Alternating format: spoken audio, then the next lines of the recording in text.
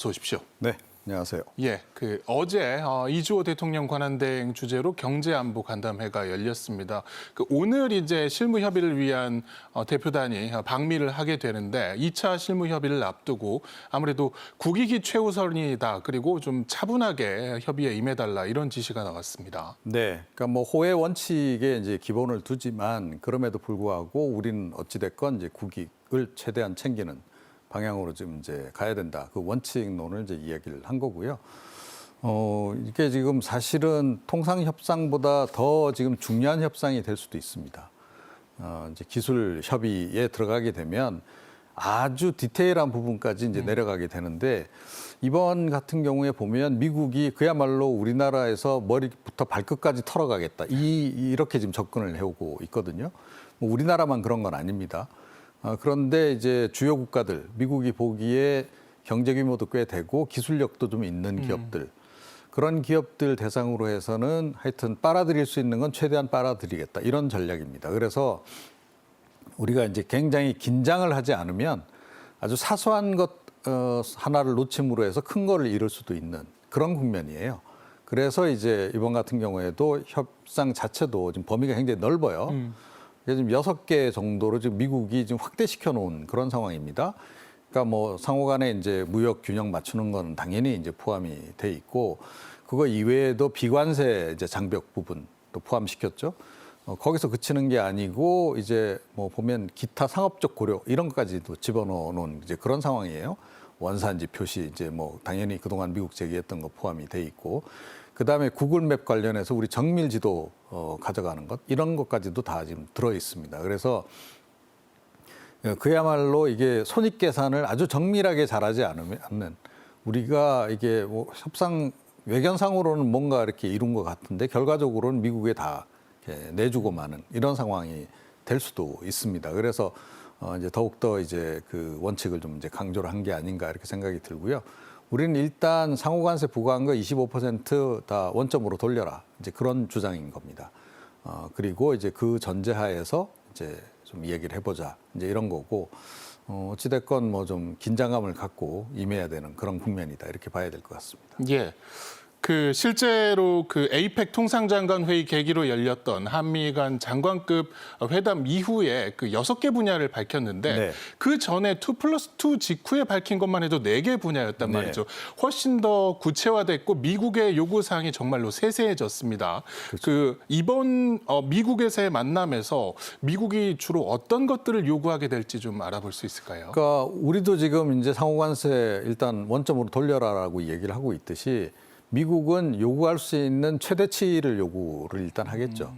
이제 그렇게 서로 이제 카드를 던져놓고 이제 그때부터 정밀 조율에 이제 들어가는 거로 이렇게 봐야 되는 거고요. 미국은 뭐 이제 미국 입장에서는 밀린 외상값 다 받아가겠다. 예. 이제 이런 이제 거 아니겠습니까? 그래서 무역 역조 부분도 상당히 기본적으로 이제 해소를 이제 할 뿐만 아니라 그동안 미국이 이제 부당하게 생각했던 이제 비관세 장벽들. 그런 것도 특히 이제 뭐 쌀 수입 관련해서 관세 이거 굉장히 미국이 불만 아닙니까? 그 다음에 이제 뭐 쇠고기 그 원산지 관련한 부분 이것도 이제 다 없앴으면 좋겠다 이렇게 이제 접근해 올 가능성이 있고요. 그 다음에 이제 경제 안보 분야 같은 경우에는 이제 뭐 그 방위비 분담금 문제라든가 또 거기에 더해서 뭐 반도체 또는 이제 조선업 같이 이제 기술적으로 이제 미국이 필요한 부분들. 그 관련해서 이제 우리나라하고는 일단 공급망을 잘 유지를 해야 되는 부분이 좀 있는 거죠. 이런 것도 지금 포함을 시켜놨고 좀 다소 애매하게 남아있는 부분이 이제 그 6대 분야 중에서 상업적 고려라고 하는 부분인데 이게 뭔지는 모르겠는데 그동안 그 영국이라든가 이런 나라들하고 협상한 전례로 볼 때 예를 들어서 뭐 보잉 비행기를 더 사달라든가 이런 거가 이제 들어갈 가능성이 굉장히 높지 않나 이렇게 생각을 해요. 그러니까 트럼프 대통령이 뭐 어떤 이유에서인지는 모르겠는데 보잉사에 대해서는 굉장한 애정을 가지고 있는 것 같고 보잉사는 각별히 지금 챙기고 있지 않습니까? 그래서 지난번에 이제 그 카타르하고 협상 과정에서도 뭐 그 보잉사 비행기 160여 대 판매하기로 이렇게 계약을 했듯이 이런 내용까지도 이제 포함이 될 가능성이 굉장히 높다 이렇게 생각합니다. 예. 미국이 좀 시간에 쫓기고 있다는 느낌이 계속해서 드는데 그런 상황을 좀 반증할 만한 것이 또 베센트 재무장관이 이런 얘기를 했어요. 지금 협상에 성실히 임하지 않는 국가들은 결국은 높은 관세를 부과하게 될 것이다. 이 얘기는 빨리 우리와 협상에 임하고 결론을 내라라는 압박으로 보입니다. 실제로 좀 경제 규모가 큰 경우에는 미국이 뭐 직접 협상을 네. 하겠다고 계속 나서고 있고 나머지 국가들은 아예 이제 지역으로 묶어서 관세를 부과하겠다는 얘기도 나오는데 아무래도 좀 국내적으로 압박이 심한 모양입니다. 그러니까 미국이 지금 이제 굉장히 여러 국가들하고 협상을 지금 이제 1대1로 진행을 하다 보니 아마 협상 인력들이 또는 이 협상 관련한 그 백업도 굉장히 어려울 겁니다. 그런 부분도 있고 그러니까 이제 선택과 집중을 이제 하는 거죠. 18개 국가들하고는 이제 개별 협상을 하겠다. 그러니까 근데 이게 이제 의미하는 바는 사실은 이제 기술적으로 좀 뛰어난 국가들하고는 최대한 뭔가를 해서 빼가겠다. 이제 이런 의미로 보시면 돼요. 네. 그래서 뭐 빼가는 거는 이제 미국 내에 투자 확대를 하도록 이들 국가들한테 압박하는 부분도 있을 것이고 또 기술적인 부분을 이제 흡수해 가려고 하는 부분도 분명히 이제 있지 않을까 이렇게 좀 생각이 돼요. 그러니까 우리나라 같은 경우에 특히 조선업 분야 같은 경우에는 미국이 기술 이전 같은 걸 요구할 가능성이 굉장히 높습니다. 예컨대 이제 그런 식으로 이제 접근을 이제 하는 거죠. 그리고 지금 트럼프 대통령도 상당히 국내 정치적으로 압박을 많이 받고 있잖아요. 그러니까 이 국면을 오래 끌고 갈 수는 없는 겁니다. 그래서 빨리 이제 이 국면을 끝내서 이제 어떻게 보면 여론을 좀 반전시켜야 되는 그런 필요가 좀 있는 거죠. 그래서 이제 굉장히 속도전에 좀 나서고 있다. 이렇게 보시면 되는데 이걸 이제 우리 같은 경우는 좀 역으로 이용해야 될 필요가 있는 거죠. 그래서 이제 우리 입장에서 사실은 뭐 관세 부과 이 부분이 뭐 그냥 무한대로 무한대로 지금 유예되는 건 아니기 때문에 어느 정도 이제 한계가 있긴 하지만 그럼에도 불구하고 최대한 하여튼 조금 우리는 시간을 끌면서 얻어낼 것을 얻어내고 좀 덜 주고 이런 식으로 협상을 지금 가져가야 되는 상황이다 이렇게 보시면 될 것 같습니다. 예, 미국의 경제 상황을 단편적으로 좀 보여주는 것이 하나 있습니다. 바로 무디스가 미국의 신용 등급을 한 단계 하락시켰는데 이게 무려 108년 만입니다. 계속해서 최고 등급을 유지하던 미국이었는데 원인으로 꼽히는 것이 이제 재정 문제 네. 그리고 이제 국채가 워낙 많이 발행이 되다 보니까 이와 관련한 이자를 계속해서 내야 하는 상황 등이 좀 요인으로 작용을 했다고 보고 있습니다. 네, 그렇습니다. 뭐 기존에 트리플 A였었는데 이제 AA1으로 이제 내린 거죠. 근데 어느 정도 예고가 된 일이긴 합니다. 그러니까 이미 S&P하고 이제 피치 같은 경우는 이미 내렸거든요.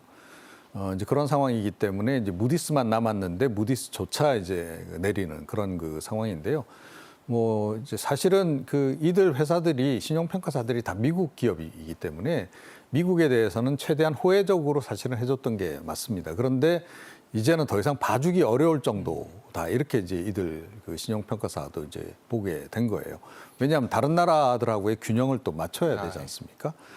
그래서 이제 낮춘 건데 사실은 지난번에 이제 피치 쪽에서 2023년에 신용 등급을 이제 내렸을 때 뭐 주가가 갑자기 1% 정도 빠지고 뭐 이런 일이 좀 있었어요.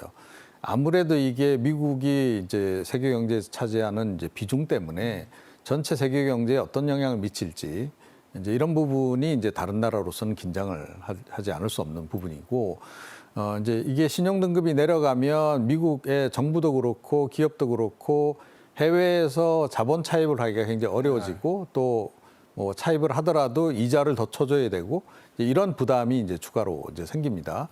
자, 그렇게 되면 이제 해외에 나와 있던 특히 우리나라 같은 경우에도 투자돼 있던 국내 이제 미국에서 나온 자본들이 이제 다시 되돌아갈 가능성도 있고 지금 그런 거예요.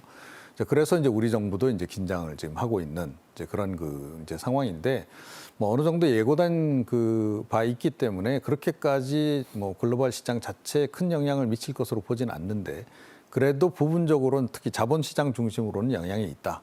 이렇게 이제 봐야 하지 않나 이렇게 생각합니다. 예, 기축통화국이기도 하고요. 해서 앞서 이제 미국의 신용도 하락이 우리 경제에 어떤 영향을 미칠 것인가 좀 분석을 해주셨는데 네. 정부도 즉각적으로 점검에 나섰습니다. 일단은 나머지 두 개 신용평가사가 이미 하락을 시켜놓은 상황이라서 어느 정도 예측이 됐었다. 그리고 그렇기 때문에 영향은 제한적일 것이라는 것이 정부의 입장이기도 네, 합니다. 그렇습니다. 그러니까 약간 바람이 섞인 이제 그런 것도 있고요. 최근에 사실은 이게 결정은 지금 이제 이번에 이루어졌지만 아마 미국 내에서는 이제 이미 정보가 좀 돌았던 이제 그런 그 상황이고 그래서 사실은 최근에 국내 그 주식시장에서도 외국인 투자자들이 그 매도를 많이 했습니다. 그래서 이미 이제 알고 이제 좀 빠져나간 이제 그런 측면이 좀 있다 이렇게 이제 보시면 될 것 같고요. 오히려 확실성, 이제 불확실성이 이제 줄어든 그런 측면이 예. 있습니다. 다만 이제 우리 정부 입장에서는 당장 이제 이게 환율이라든가 이런 거에 미치는 영향을 이제 확인을 하고 점검을 하는 것뿐만 아니고 우리 국가 경제 운영 자체도 사실 시사한 바가 굉장히 커요. 그러니까 최근에 우리 특히 이제 국가 채무가 많이 증가하지 않았습니까? 이제 그렇기 때문에 지금 우리도 지금 이 채무 관련한 이자 지급 비용이 굉장히 좀 증가를 하고 있어서 IMF나 이런 쪽에서도 계속 경고 메시지를 바라고 있거든요. 그래서 우리도 이게 남의 일이 아니다. 그리고 우리도 신용등급이 또 이렇게 미국이 조정이 되면서 다른 국가들도 쭉 조정이 이루어지고 한국도 조정이 이루어져서 더 내려갈 수도 있는 겁니다. 그런 사태까지 벌어졌을 때는 급기야는 이제 과거 그 IMF 구제금융 때의 악몽 이런 것까지도 이제 연결이 될 수 있습니다. 그리고 우리나라가 국가 부채도 지금 문제지만 지금 IMF 쪽에서 계속 지적하는 게 부동산 대출이 너무 많다는 거거든요. 가계 대출. 그래서 이 가계 대출 위험 요소도 있기 때문에 이 부분을 이제 좀 국내적으로 굉장히 관리를 잘해야 되는 그런 국면이다. 이렇게 좀 말씀드리고 싶습니다.